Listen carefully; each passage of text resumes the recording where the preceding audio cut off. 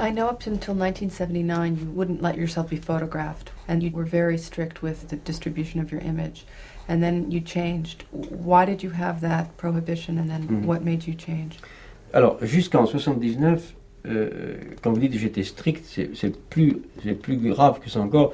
J'interdisais absolument toute espèce de photographie publique. J'aime beaucoup la photographie, j'ai rien contre la photographie, mais j'ai interdit toute publication de photographie de moi. Pourquoi? Pourquoi?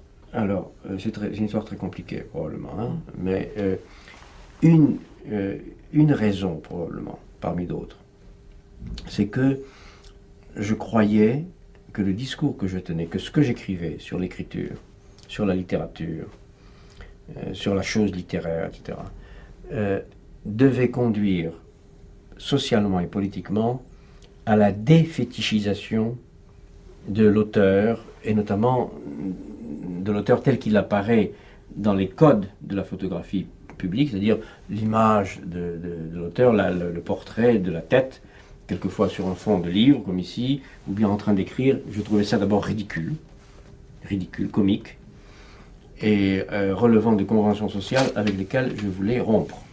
Donc je disais, écrire, c'est se retirer, et surtout, même si on paraît en écrivant, on paraît toujours en écrivant.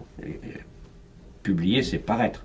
Mais au moins, faisons que ce paraître ne soit pas cadré par les usages courants de l'édition de la photographie, où on montre l'auteur, la tête de l'auteur, ou l'auteur en train d'écrire.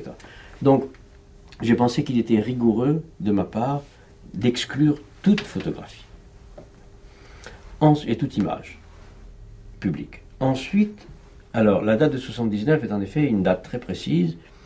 C'est le moment où, lorsque j'ai organisé avec des amis les États généraux de la philosophie, qui était un geste militant à ce moment-là, pour défendre ou développer l'enseignement de la philosophie devant des attaques politiques venues du gouvernement français, il y a eu à la Sorbonne de grands débats auxquels j'ai participé activement, et il y avait des journalistes.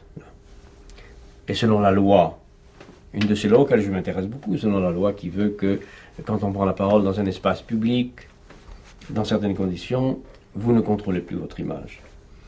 Et donc il y a eu des photographies qui sont parues. Je dois dire, pour rappeler une chose amusante, que la première photographie qui est parue, en principe de moi, avec mon nom dans un journal, il y avait Jacques Derrida, aux États généraux de la philosophie. Et de dos, on voyait quelqu'un qui n'était pas moi, qui était un de mes amis, chauve.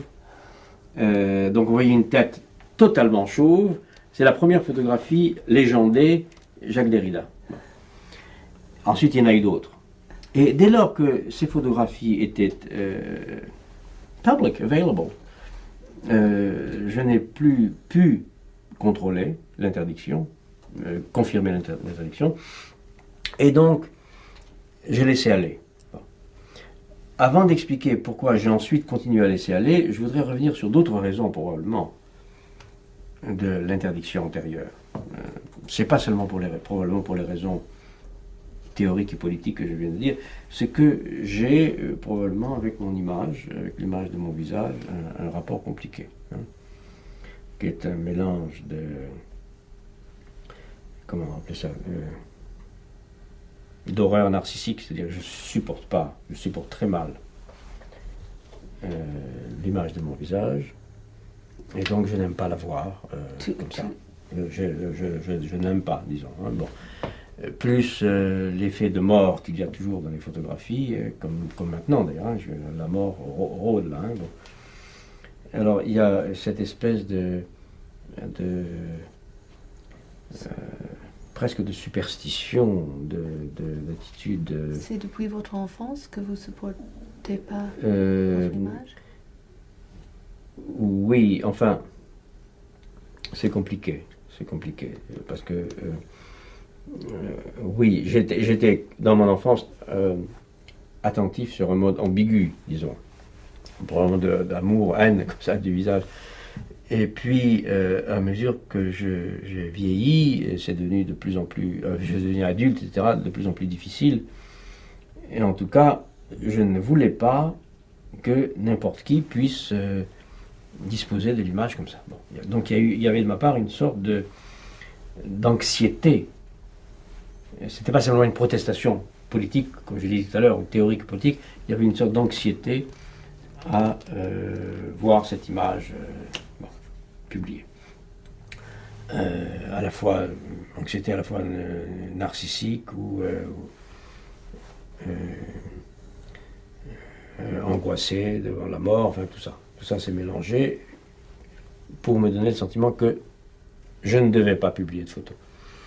À partir de 1979, quand j'ai vu que je ne pouvais même pas pratiquement